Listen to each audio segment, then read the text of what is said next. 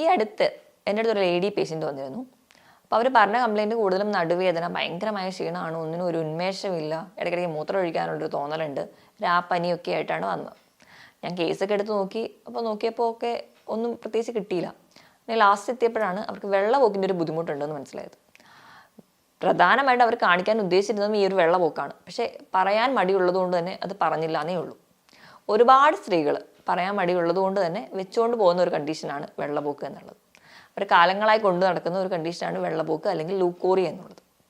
നമുക്ക് ഈ വീഡിയോയിലൂടെ വെള്ളപ്പോക്ക് അല്ലെങ്കിൽ ലൂക്കോറിയ എന്തുകൊണ്ടാണ് ഉണ്ടാവുന്നത്, നമുക്ക് എന്തൊക്കെ ലക്ഷണങ്ങൾ കാണിക്കും, ചികിത്സിച്ചില്ലെങ്കിൽ അതിന് കോംപ്ലിക്കേഷൻസ് ഉണ്ടോ എന്നൊക്കെ നമുക്ക് നോക്കാം. ഞാൻ ഡോക്ടർ പ്രിയ, Q&B ഹെൽത്ത് കെയറിലെ ഹോമിയോപ്പതിക് ഫിസിഷ്യനാണ്.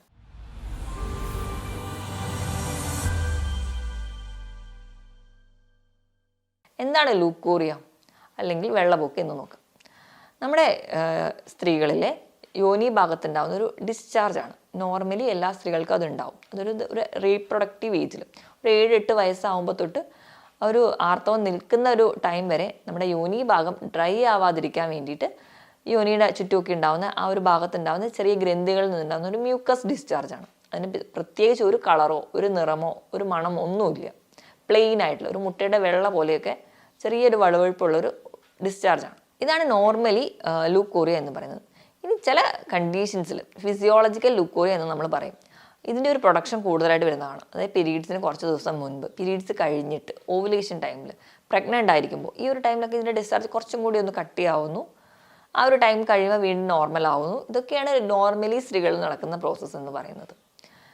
പക്ഷേ ഇതല്ലാതെ മറ്റ് പല സിംറ്റംസും ഇതിനോട് അസോസിയേറ്റ് ചെയ്ത് വരുന്നുണ്ടെങ്കിൽ നമ്മളതൊരു അബ്നോർമലായിട്ട് കാണണം. അതായത് നോർമലി ഉള്ള ഈ ഡിസ്ചാർജിൽ നിന്ന് എന്തെങ്കിലും പ്രത്യേകിച്ച് മണം ഉണ്ടാവുന്നുണ്ട്, ചൊറിച്ചിലുണ്ടാവുന്നുണ്ട്, നിറവ്യത്യാസം ഉണ്ടാവുന്നുണ്ട്, ചിലപ്പോൾ ഒരു വൈറ്റ് കളറിൽ നിന്ന് അതൊരു യെല്ലോ ആകുന്നു, ആ മഞ്ഞ നിറത്തിൽ നിന്ന് അതൊരു ചുമന്ന നിറത്തിലോട്ട് പോകുന്നു, ഒരു കറുപ്പ് നിറത്തിലോട്ട് പോകുന്നു, ബ്രൗൺ കളർ ആവുന്നു, ഇങ്ങനെ കളർ ചേഞ്ച് ആയിട്ട് കാണിക്കുന്നുണ്ട്, നല്ലപോലെ ചൊറിച്ചിലുണ്ട്, അല്ലെങ്കിൽ ഒരു ദുർഗന്ധം ഉണ്ടാവുന്നുണ്ട്. ഇങ്ങനത്തെ പ്രശ്നങ്ങളൊക്കെ ഉണ്ടെങ്കിൽ അതൊരു നോർമൽ ഡിസ്ചാർജാണ്. അപ്പം നോർമൽ ഏതാണ്, അബ്നോർമൽ എന്നാണ് നമ്മൾ ആദ്യം തിരിച്ചറിയേണ്ടത്. അപ്പോൾ നോർമൽ എന്ന് പറയുമ്പോൾ നമുക്ക് വലിയ പ്രശ്നമൊന്നും ഇല്ലല്ലോ. നോർമലി നമുക്ക് വേണ്ടതാണ്. ഒരു 7-8 വയസ്സ് മുതലേ കാണാറുണ്ട്. അപ്പോൾ ഈ അബ്നോർമൽ ആവുന്ന ഒരു കണ്ടീഷൻ എത്തുമ്പോഴേക്കും നമുക്ക് ഭയങ്കരമായുള്ളൊരു ക്ഷീണം സ്ത്രീകളിൽ കാണിക്കാറുണ്ട്. അപ്പം സ്ത്രീകൾക്ക് ഇതൊരു ബുദ്ധിമുട്ടുള്ളതുകൊണ്ട് ചിലപ്പോൾ നടുവേദന കാണിക്കാറുണ്ട്. ഒരു ജോലിയൊന്നും ചെയ്യാൻ പറ്റുന്നില്ല, വീട്ടിലെ ജോലികൾക്കൊന്നും പറ്റുന്നില്ല, ഭയങ്കര ടെൻഷൻ, സ്ട്രെസ്സ്, ശരീരം ചൂടാവുന്നു. അത് ഒരുപാട് പേര് പറയുന്ന ഒരു കണ്ടീഷനാണ്. ശരീരം ഭയങ്കര ചൂടാണ്. ശരീരം ഭയങ്കര ചൂടാണെന്ന് പറയുന്ന മിക്ക ആൾക്കാർ എടുത്തു നോക്കിയാലും അവർക്ക് വെള്ളപ്പോക്കിൻ്റെ ബുദ്ധിമുട്ടുണ്ടാവാറുണ്ട്. ഇങ്ങനെ ഈ ഒരു ഡിസ്ചാർജ് ഉള്ളത് കൊണ്ട് തന്നെ ആ ഡിസ്ചാർജ് അടിവസ്ത്രത്തിലാവുന്നുണ്ട്. അത് അവർക്ക് ഒരു ഡെയിലി ബുദ്ധിമുട്ടുണ്ടാക്കുന്നുണ്ട്. അവർക്ക് ജോലിക്ക് പോകുമ്പോഴാണെങ്കിലും കുട്ടികളൊക്കെ ആണെങ്കിലും സ്കൂളിൽ പോകുന്നതും അപ്പോൾ ആ ഒരു ബുദ്ധിമുട്ട് അവർക്ക് ഉണ്ടാകുന്നുണ്ട്. അതുകൊണ്ട് തന്നെ സാനിറ്ററി പാഡ്സ് യൂസ് ചെയ്യുന്നവരുണ്ട്. അപ്പോൾ ഈ ഒരു ഡിസ്ചാർജ് എന്ന് പറയുന്നത് നമ്മളെ അടിവസ്ത്രത്തിലാവുമ്പോൾ അതിനൊരു അസിഡിക് നേച്ചർ ഉള്ളവരുടെ ആണെങ്കിൽ ആ ഒരു അസിഡിക് നേച്ചർ ആ ഡിസ്ചാർജിന് ഉണ്ടെങ്കിൽ ആ അടിവസ്ത്രത്തിൽ ഒരു ദ്വാരം വരെ വീഴത്തക്ക രീതിയിൽ പ്രശ്നങ്ങൾ ഉണ്ടാക്കുന്നുണ്ട്. നമ്മൾ ഈ ഒരു പ്രശ്നം നമ്മൾ ഈ ഒരു ഏരിയ, ഒരു പ്രൈവറ്റ് ഏരിയ ആയതുകൊണ്ട് തന്നെ പുറത്തെ ആൾക്കാരൊക്കെ പറയാൻ മടിക്കും, അല്ലെങ്കിൽ എന്ത് വിചാരിക്കുമെന്നോർത്ത് ഡോക്ടറുടെ കൺസൾട്ടേഷൻ ഒന്നും എടുക്കാതെ അവർ സ്വയം ഇങ്ങനെ അത് വെച്ചുകൊണ്ട് പോകും. അപ്പം ഇങ്ങനെ വെച്ചുകൊണ്ട് പോകുന്നതിൻ്റെ ഭാഗമായിട്ട് പിന്നീട് അത് പല കോംപ്ലിക്കേഷൻസിലോട്ടും പോകാറുണ്ട്. എൻ്റെ ചെയ്യുന്ന ഒരു ഇൻഫെർട്ടിലിറ്റി വരെ എത്താറുണ്ട്. അപ്പം അങ്ങനെ ചില പ്രശ്നങ്ങളും ഇതിനുണ്ട്. അപ്പം നമുക്ക് ഇന്ന് എന്താണ് അതിൻ്റെ കാരണങ്ങളെന്ന് ആദ്യം തന്നെ നോക്കാം. എന്തൊക്കെയാണ് വെള്ളപ്പോക്ക് ഉണ്ടാകുന്ന കാരണങ്ങൾ നോക്കി കഴിഞ്ഞാൽ ഏറ്റവും ആദ്യം ഇൻഫെക്ഷൻസ് ആണ്. ഇൻഫെക്ഷൻസ് പല രോഗാണുക്കൾ കൊണ്ടുവരാം. ബാക്ടീരിയൽ ഇൻഫെക്ഷൻസ് ഒക്കെ ആണെങ്കിൽ ഭയങ്കര ചൊറിച്ചിലൊക്കെ ഉണ്ടാവും. അവിടെ ഒരു ചാര നിറത്തിൽ കളറുള്ള ഡിസ്ചാർജ്, ഒരു മീനിൻ്റെ സ്മെല്ലായിരിക്കും ആ ഡിസ്ചാർജിനെങ്കിൽ അത് ബാക്ടീരിയൽ ഇൻഫെക്ഷനാണ്. ഇനിയിപ്പോൾ ഡിസ്ചാർജ് ഒരു തൈര് പോലെയൊക്കെയാണ്, ഭയങ്കര ചൊറിച്ചിലാണ് യോനി ഭാഗത്തെങ്കിൽ അതൊരു ഫംഗസിൻ്റെ ഇൻഫെക്ഷൻ ആയിരിക്കും. അതാണ് പ്രധാനമായിട്ട് നമുക്ക് തിരിച്ചറിയാൻ പറ്റുന്നത്. ഇപ്പം ഈ ഒരു പ്രശ്നം ഇൻഫെക്ഷൻ കൊണ്ട് മാത്രമല്ല, ഇപ്പം തെറ്റായ ലൈംഗിക ബന്ധം, ഇപ്പം നിങ്ങളുടെ പാർട്ട്ണർക്ക് ഇങ്ങനെ ചില ഫംഗൽ ഇൻഫെക്ഷൻസ് അങ്ങനെയൊക്കെ ഉണ്ടെങ്കിൽ അങ്ങനെ ഒരു ലൈംഗിക ബന്ധത്തിൽ നിന്ന് നിങ്ങൾക്ക് വെള്ളപ്പോക്ക് പോലുള്ള ബുദ്ധിമുട്ടുകൾ ഉണ്ടാവാൻ ചാൻസ് ഉണ്ട്. അപ്പോൾ ഇനി അതുകൊണ്ട് തന്നെ ഒരുപാട് പേര് വൃത്തി കൂടുന്നതിൻ്റെ ഭാഗമായിട്ട് നമുക്കറിയാം ഇന്ന് ഒരുപാട് നമ്മുടെ മാർക്കറ്റിലൊക്കെ അവൈലബിൾ ആയിട്ടുള്ള വജൈനൽ വാഷുകളുണ്ടാവും. അതുപോലെ തന്നെ ഒരുപാട് ആൾക്കാർ അത് സോപ്പിട്ടൊക്കെ ആ ഒരു ഏരിയ ഒരുപാടായിട്ട് കഴുകുന്നുണ്ടെങ്കിൽ ആ ഒരു വൃത്തി കൂടിപ്പോകുന്നതിൻ്റെ ഭാഗമായിട്ട് അവിടെ നമുക്ക് അറിയാം നമ്മുടെ വജൈനേൻ്റെ ഏരിയയിൽ എന്ന് പറഞ്ഞാൽ നമുക്ക് ഗുണങ്ങൾ ചെയ്യുന്ന ഒരുപാട് ബാക്ടീരിയകളുണ്ട്. അതായത് നോർമലി നമ്മുടെ ശരീരത്തിൽ വേണ്ട പല ബാക്ടീരിയകളും അവിടെ നശിക്കുകയും അതിന് പകരം പല രോഗാണുക്കളും അവിടെ വളരുകയും ചെയ്യും. അപ്പോൾ വജൈനൽ ഡിസ്ചാർജ് നഷ്ടപ്പെടുന്നതിൻ്റെ ഭാഗമായിട്ട് നോർമൽ വജൈനൽ ഡിസ്ചാർജ് നഷ്ടപ്പെട്ട് അതിന് പകരം പല രോഗാണുക്കൾ വളരും. അപ്പം കെമിക്കൽസ് മാക്സിമം അവോയ്ഡ് ചെയ്യുക. കെമിക്കൽസ് യൂസ് ചെയ്യുന്നതിൻ്റെ ഭാഗമായിട്ട് പ്ലെയിൻ വാട്ടർ കൊണ്ട് തന്നെ കഴുകാൻ വേണ്ടി ശ്രദ്ധിക്കുക. എപ്പോഴും മുമ്പിൽ നിന്ന് ബാക്കിലോട്ട് മാത്രം ആ ഒരു ഏരിയ ക്ലീൻ ചെയ്യാൻ വേണ്ടി ശ്രദ്ധിക്കുക. അപ്പോൾ തന്നെ ഒരു ഇൻഫെക്ഷൻസ് ഒക്കെ കുറയുന്നതായിട്ട് കാണാം. വൃത്തിയില്ലായ്മയുടെ ഭാഗമായിട്ട് നമുക്ക് വരാം. ഇപ്പം നമ്മൾ ഡ്രസ്സുകളൊക്കെ നല്ല പോലെയല്ല കഴുകുന്നതെങ്കിൽ, അത് വെയിലത്തിട്ട് ഉണക്കുന്നില്ല എങ്കിൽ അതിൻ്റെയൊക്കെ ഭാഗമായിട്ട് ഇൻഫെക്ഷൻസ് വരാം. ചില സർജറി ഒക്കെ കഴിഞ്ഞ് കഴിയുമ്പം സിസേറിയനോ അല്ലെങ്കിൽ മറ്റ് സർജറികൾ ചെയ്ത് കഴിഞ്ഞതിൻ്റെ ഭാഗമായിട്ട് വരാറുണ്ട്. ആർത്തവമൊക്കെ നിന്ന് കഴിഞ്ഞാൽ അവിടെ ഒരു ഡ്രൈനസ് അല്ലെങ്കിൽ ഹോർമോണൽ ചേഞ്ചിൻ്റെ ഭാഗമായിട്ട് വെള്ളപ്പോക്കിൻ്റെ ബുദ്ധിമുട്ടുകൾ കാണിക്കാറുണ്ട്. റിക്കറൻ്റ് ആയിട്ട് ഇടയ്ക്കിടയ്ക്ക് മൂത്രത്തിൽ പഴുപ്പ് വരുന്ന ആൾക്കാരാണെങ്കിൽ അവർക്കും അത് നീണ്ടു നിൽക്കുന്നതിൻ്റെ ഭാഗമായിട്ടൊക്കെ വെള്ളപ്പോക്കും കാണിക്കാറുണ്ട്. കാരണം അവിടെ ഉണ്ടാകുന്ന ഒരു ബാക്ടീരിയൽ ഗ്രോത്ത് ഇവിടേക്ക് കൂടി ബാധിക്കുന്നതിന്, യോനി ഭാഗത്തു കൂടി ബാധിക്കുന്നതിൻ്റെ ഭാഗമായിട്ട് അവർക്കും ഇൻഫെക്ഷൻസ് കാണിക്കാറുണ്ട്. ഇതൊക്കെയാണ് പ്രധാനമായിട്ട് നമുക്ക് കാണുന്നത്. ചില മരുന്നുകൾ കഴിക്കുമ്പോൾ അതിൻ്റെ സൈഡ് എഫക്ട്സ് ആയിട്ടും വെള്ളപ്പോക്കിൻ്റെ ബുദ്ധിമുട്ടുകൾ കാണാറുണ്ട്. ഇതാണ് കൂടുതലായിട്ടും വെള്ളപ്പോക്ക് കാണിക്കുന്നത്. ഇതല്ലാതെ ചില പോഷകക്കുറവുകളുണ്ട്. അനീമിയൊക്കെ ഉള്ളവർക്ക് നമുക്ക് വെള്ളപ്പൊക്ക് കാണാറുണ്ട്. വെള്ളം കുടിക്കുന്നതിൻ്റെ അളവ് കുറഞ്ഞാൽ പോലും നമ്മുടെ ശരീരം ഭയങ്കര ചൂടായിട്ടാണ് എല്ലാവരും പറയുക. വെള്ളം കുടിക്കുന്നതിൻ്റെ അളവ് കുറയുന്നതും നമുക്ക് നമ്മുടെ ശരീരത്തിലെ രോഗാണുക്കളെ പുറന്തള്ളാൻ പറ്റാതെ വരും. അപ്പോൾ നമ്മുടെ ശരീരത്തിൽ വീണ്ടും വീണ്ടും വീണ്ടും പുറന്തള്ളാൻ പറ്റാത്തതുകൊണ്ട് ഈ രോഗാണുക്കൾ മൾട്ടിപ്ലൈ ചെയ്യുന്നു. അത് നമുക്ക് വജൈനിക് ഇൻഫെക്ഷൻ ഉണ്ടാവുന്നു. അവിടെയും അബ്നോർമൽ ആയിട്ടുള്ള ഓർഗാനിസംസ് ഒക്കെ വളർന്നിട്ട് നമുക്ക് ലൂക്കോറിയ ആയിട്ട് പ്രസൻറ്റ് ചെയ്യുന്നുണ്ട്. അപ്പോൾ ഇതൊക്കെയാണ് പ്രധാനമായിട്ടും വെള്ളപ്പൊക്ക് ഉണ്ടാവാനുള്ള കാരണങ്ങൾ. ഇനി ലക്ഷണങ്ങൾ എന്ന് പറഞ്ഞിട്ടുണ്ടെങ്കിൽ ഞാൻ നേരത്തെ പറഞ്ഞതുപോലെ തന്നെ ചൊറിച്ചിലും നീറ്റലും ഒക്കെ ആയിട്ടാണ് പ്രസൻറ്റ് ചെയ്യുക. ഭയങ്കരമായ ക്ഷീണം ഉണ്ടാവും, ഉന്മേഷക്കുറവ്, അവർക്ക് ഭയങ്കര ടെൻഷനും സ്ട്രെസ്സും ഒക്കെ ആയിരിക്കും. ശരീരം ഭയങ്കര ചൂടാണ്, എന്ത് പറഞ്ഞാലും പെട്ടെന്ന് ദേഷ്യം വരിക, പെട്ടെന്ന് സ്ട്രെസ്സായിരിക്കും. അതിനൊക്കെ ഒരു അടിസ്ഥാന കാരണം എന്ന് പറഞ്ഞാൽ വെള്ളപ്പൊക്കമായിരിക്കും. അപ്പം ഇതൊക്കെയാണ് പ്രധാനമായിട്ട് കാണിക്കുന്ന ലക്ഷണങ്ങൾ.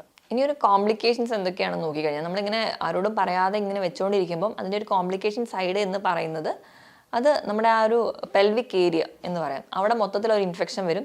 അപ്പോൾ പെൽവിക് ഇൻഫ്ലമേറ്ററി ഡിസീസ് എന്ന് പറയും. അപ്പോൾ മൊത്തത്തിൽ ഇൻഫെക്ഷൻ കയറി നമ്മുടെ ഓവറി, യൂട്രസ്, ഫലോപ്പിൻ ട്യൂബ് ആ ഒരു ഏരിയ മൊത്തത്തിൽ ബാധിക്കുന്നതിൻ്റെ ഭാഗമായിട്ട് പിന്നീട് ഒരു വന്ധ്യത പോലെയുള്ള കണ്ടീഷൻസ് സ്ത്രീകളിൽ ഉണ്ടാവാനുള്ള ചാൻസ് വളരെ കൂടുതലാണ്. ഇൻഫെർട്ടിലിറ്റി കേസിനൊക്കെ ഒരു കാരണമായി മാറുന്നുണ്ട് ഇന്ന് വെള്ളപ്പൊക്കിൻ്റെ ബുദ്ധിമുട്ട്. അപ്പം അതൊക്കെ നിങ്ങളൊന്ന് ശ്രദ്ധിക്കണം. അപ്പം ഇതിനോടൊപ്പം ഈ പറഞ്ഞ പ്രശ്നങ്ങളോടൊപ്പം തന്നെ നിങ്ങൾക്ക് ഭയങ്കര വയറുവേദന അല്ലെങ്കിൽ നിങ്ങൾക്ക് കഠിനമായ ക്ഷീണം, നിങ്ങളുടെ ശരീരം മെലിഞ്ഞു പോകുക, ഇങ്ങനെയുള്ള പ്രശ്നങ്ങളുണ്ടെങ്കിൽ നിങ്ങൾ ഒരിക്കലും വെച്ചുകൊണ്ടിരിക്കാതെ നിങ്ങൾ നിങ്ങളുടെ ഡോക്ടറുടെ കൺസൾട്ടേഷൻ എന്തായാലും എടുക്കണം. ഡോക്ടറെ കണ്ടിട്ട് എന്താണ് ട്രീറ്റ്മെൻറ്റ് വേണമെന്ന് വെച്ചാൽ അത് അതുപോലെ തന്നെ ചെയ്യാൻ വേണ്ടി ശ്രദ്ധിക്കുക. ഇനി ഒരു മാനേജ്മെൻറ്റ് സൈഡിലോട്ട് പോവുകയാണെങ്കിൽ നമ്മൾ ഹെൽത്തി ആയിട്ടിരിക്കാൻ വേണ്ടി നമ്മുടെ ഭക്ഷണം എപ്പോഴും ഹെൽത്തി ആയിരിക്കണമല്ലോ. അപ്പോൾ അതിൻ്റെ ഭാഗമായിട്ട് നിങ്ങൾ ജങ്ക് ഫുഡ്സും റെഡ് മീറ്റൊക്കെ കഴിവതും കുറയ്ക്കുക. റെഡ് മീറ്റ് എന്ന് പറയുമ്പോൾ പോത്തിറച്ചി, പന്നിയിറച്ചി, താറാവിറച്ചി ഇവയൊക്കെ മാക്സിമം കുറയ്ക്കുക. അതിന് പകരം നിങ്ങൾ നല്ലപോലെ പച്ചക്കറികളും പഴവർഗ്ഗങ്ങളും കഴിക്കുക. സാലഡ്സ് ഒക്കെ ആയിട്ട് ധാരാളം വെള്ളം അടങ്ങിയില്ല. ഇപ്പോൾ കുക്കുംബറും തക്കാളി ഇതൊക്കെ നിങ്ങളിട്ട് കഴിക്കുമ്പോൾ നിങ്ങൾക്ക് ധാരാളം ഒരു ഹൈഡ്രേറ്റഡ് ആവുകയും ചെയ്യും, ഹെൽത്തി ആയിട്ടിരിക്കാനും പറ്റും. ജങ്ക് ഫുഡ്സും ഒരുപാട് പ്രോസസ്സ് ചെയ്ത ഭക്ഷണങ്ങൾ, മാക്സിമം ഈ മൈദ അടങ്ങിയ ഭക്ഷണങ്ങളൊക്കെ മധുരവും കഴിവതും കുറയ്ക്കാൻ വേണ്ടി ശ്രദ്ധിക്കുക. അപ്പോൾ മധുരം നമ്മൾ അധികം കഴിക്കുന്നതിൻ്റെ ഭാഗം നമുക്കൊന്ന് നമ്മുടെ ശരീരത്തിലെ കോശങ്ങളിലൊക്കെ നീർക്കെട്ട് കൂടും. പിന്നെ നമുക്കൊരു രോഗാണു ഉള്ളിൽ കയറിയിട്ടുണ്ടെങ്കിൽ മധുരം അധികമായി ചെല്ലുമ്പോൾ പെട്ടെന്ന് ഇവർ മൾട്ടിപ്ലൈ ചെയ്യാൻ ചാൻസ് കൂടുതലാണ്. അപ്പം അതും നിങ്ങൾ നോക്കുക. അപ്പോൾ അതുകൊണ്ട് മധുരവും ഉപ്പും ഒക്കെ കഴിവതും കുറയ്ക്കുക. നല്ലപോലെ പച്ചക്കറികളും പഴവർഗ്ഗങ്ങളും കഴിക്കുക. ധാരാളം വെള്ളം കുടിക്കുക. നട്ട്സ് കഴിക്കുന്നത് എപ്പോഴും നല്ലതാണ്. നട്ട്സ് എന്ന് പറയുമ്പോൾ ഒമേഗ 3 ഫാറ്റി ആസിഡ്സ് ആണ്. ചെറിയ മത്സ്യങ്ങൾ കഴിച്ചാലും അത് നിങ്ങൾക്ക് ലഭിക്കും. അത് നിങ്ങൾക്ക് ഒരു പരിധി വരെയൊക്കെ നിങ്ങളുടെ ഒരു രോഗപ്രതിരോധ ശേഷി മെച്ചപ്പെടുത്താൻ സഹായിക്കുന്നുണ്ട്. അതുപോലെ തന്നെ നീർക്കെട്ടുകളൊക്കെ കുറയ്ക്കും. വൈറ്റമിൻ സി അടങ്ങിയ ഭക്ഷണങ്ങൾ നിങ്ങൾ ധാരാളമായിട്ട് കഴിക്കുക. പ്രോബയോട്ടിക്സ് കഴിക്കുന്ന കാര്യത്തിൽ നിങ്ങൾ ഒരു വിട്ടുവീഴ്ചയും ചെയ്യരുത്. ധാരാളം പ്രോബയോട്ടിക്സ് കഴിക്കുക. ഏത് പഠനങ്ങൾ പറയുന്ന പ്രകാരവും പ്രോബയോട്ടിക്സ് കഴിഞ്ഞാൽ ഒരു പരിധി വരെ വെള്ളപ്പോക്കും അല്ലെങ്കിൽ മറ്റ് യോനി ഭാഗത്തുണ്ടാകുന്ന പല ഇൻഫെക്ഷൻസും തടയുന്നുണ്ട്. അതിനായിട്ട് പുളിയില്ലാത്ത തൈര് കഴിക്കുക. അതുപോലെ തന്നെ പഴങ്കഞ്ഞി, ഉപ്പിലിട്ട ക്യാബേജ്, മാങ്ങ അങ്ങനെയുള്ള പിക്കിൾസ് ഒക്കെ നിങ്ങൾക്ക് കഴിക്കാവുന്നതാണ്. തൈര്, അതോടൊപ്പം തന്നെ നിങ്ങൾക്ക് പ്രീബയോട്ടിക് ആയിട്ട് മാവ്, പുളിപ്പിച്ച മാവ് കൊണ്ടുണ്ടാക്കുന്ന അപ്പം, ദോശ, ഇഡ്ഡലിയൊക്കെ കഴിക്കുന്നത് വളരെ നല്ലതാണ്. ഇതൊക്കെ നിങ്ങൾ സ്ഥിരമായിട്ട് നിങ്ങളുടെ ഭക്ഷണത്തിൽ ഉൾപ്പെടുത്താൻ വേണ്ടി ശ്രദ്ധിക്കുക. അതോടൊപ്പം തന്നെ നിങ്ങൾക്ക് വൃത്തി മെയിൻറ്റെയിൻ ചെയ്യാൻ വേണ്ടി ശ്രദ്ധിക്കുക. ഇപ്പം ലൈംഗിക ബന്ധത്തിന് മുൻപായാലും ശേഷമായിട്ടും വൃത്തിയായിട്ട് ക്ലീൻ ചെയ്യാൻ വേണ്ടി ശ്രദ്ധിക്കുക. ഒന്നിൽ കൂടുതൽ പാർട്ട്ണറുമായിട്ട് എപ്പോഴും ഒരു റിലേഷൻ ഉള്ളവരാണെങ്കിൽ അത് എപ്പോഴും നിങ്ങൾക്ക് ഒരു കണ്ടീഷൻ, ഒരു ഡിസീസ് കണ്ടീഷനിലോട്ട് തന്നെ പോവുള്ളൂ. അപ്പോൾ ഹെൽത്തി ആയിട്ട് ഇരിക്കാൻ വേണ്ടി ശ്രദ്ധിക്കുക.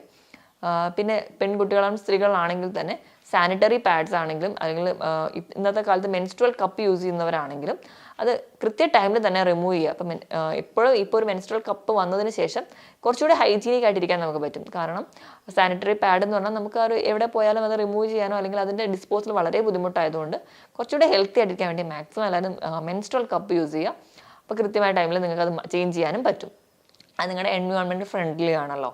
അപ്പം അങ്ങനെ ചെയ്താൽ തന്നെ ഒരു പരിധി വരെ ഈ വക അസുഖങ്ങളൊക്കെ നിങ്ങൾക്ക് ഒരു പരിധി വരെയൊക്കെ കുറയുന്നതായിട്ട് കാണാം. കൃത്യസമയത്ത് ഉറങ്ങാനും ഉണരാനും ശീലിക്കുക. നിങ്ങൾക്കൊരു ബയോളജി ക്ലോക്ക് തന്നെ സെറ്റ് ചെയ്ത് വെക്കുക. അപ്പം അത് നിങ്ങൾ തന്നെ ഉറപ്പിക്കുകയാണെങ്കിൽ നിങ്ങൾക്ക് കുറച്ചുകൂടെ ഹെൽത്തി ആയിട്ടിരിക്കാം. നല്ലപോലെ എക്സസൈസുകൾ ചെയ്യാം. രാവിലെ എണീക്കുമ്പോൾ തന്നെ ഒരു ചെറിയ മോർണിംഗ് വാക്കിങ്ങിനൊക്കെ പോയി കഴിഞ്ഞാൽ തന്നെ മെൻ്റലി നമ്മൾ നല്ല ഓക്കെ ആയിരിക്കും, അതുപോലെ തന്നെ ഫിസിക്കലിയും ഓക്കെ ആയിരിക്കും. ചെറിയ കുട്ടികൾക്ക് പോലും ഇന്ന് വെള്ളപ്പൊക്കിൻ്റെ ബുദ്ധിമുട്ടുകൾ കാണാറുണ്ട്. തീരെ ചെറിയ കുഞ്ഞുങ്ങളാണെങ്കിൽ അവർ കളിക്കുന്നതിനിടയിൽ കളിപ്പാട്ടോ അല്ലെങ്കിൽ എന്തെങ്കിലും ഒരു ഇൻസ്ട്രുമെൻറ്റ്സ് ഒക്കെ കൊള്ളുന്നതിൻ്റെ ഭാഗമായിട്ട് അവിടെ ഇൻഫെക്ഷൻസ് വരികയും അത് നമുക്ക് നിന്നിട്ട് വെള്ളപ്പൊക്ക് പോലെയുള്ള ചെറിയ ഡിസ്ചാർജ് ആയിട്ട് പ്രസൻറ്റ് ചെയ്യാറുണ്ട്. അതുപോലെ തന്നെ ചെറിയ കുട്ടികൾക്ക് UTI വരുന്നതിൻ്റെ ഭാഗമായിട്ടും വെള്ളപ്പൊക്കിൻ്റെ പ്രശ്നങ്ങളൊക്കെ കാണാറുണ്ട്. അതുപോലെ നമ്മൾ കുഞ്ഞു കുട്ടികളുടെ ഡ്രസ്സ് ഒരുപാട് ഡിറ്റർജൻസ് ഒക്കെ ഉപയോഗിച്ച് കഴുകുന്നതിൻ്റെ ഭാഗമായിട്ടും ചെറിയ പിള്ളേരിൽ ചെറുപ്പത്തിൽ തന്നെ ഈ വെള്ളപ്പൊക്കിൻ്റെ ബുദ്ധിമുട്ടുകളൊക്കെ കാണാറുണ്ട്. അപ്പോൾ ഇതൊക്കെ നിങ്ങൾ മാക്സിമം അവോയ്ഡ് ചെയ്യുക. ഓവർ വൃത്തിയല്ല ആവേണ്ടത്, നോർമൽ വാഷ് തന്നെ മതി. അപ്പോൾ നിങ്ങൾ വി വാഷോ അല്ലെങ്കിൽ മറ്റ് കെമിക്കൽസോ യൂസ് ചെയ്യുന്നവരാണെങ്കിൽ അതിൻ്റെ ഉപയോഗം കഴിവതും കുറയ്ക്കാൻ വേണ്ടി ശ്രദ്ധിക്കുക. ഇങ്ങനെയൊക്കെ ചെയ്തു കഴിഞ്ഞാൽ തന്നെ ഒരു പരിധി വരെ ഈ ഒരു കണ്ടീഷൻ നമുക്ക് കുറയുന്നതായിട്ട് കാണാൻ പറ്റും. എന്നിരുന്നാലും നമ്മൾ എപ്പോഴും ഒരു ഡോക്ടറുടെ കൺസൾട്ടേഷൻ എടുക്കണം. അപ്പോൾ ഇത് വെച്ചുകൊണ്ടിരിക്കാതെ എപ്പോഴും ഒരു ഡോക്ടറെ കാണിക്കുക. മറ്റൊരു ഹെൽത്ത് ടോപ്പിക്കുമായിട്ട് വീണ്ടും കാണുന്നത് വരെ നന്ദി.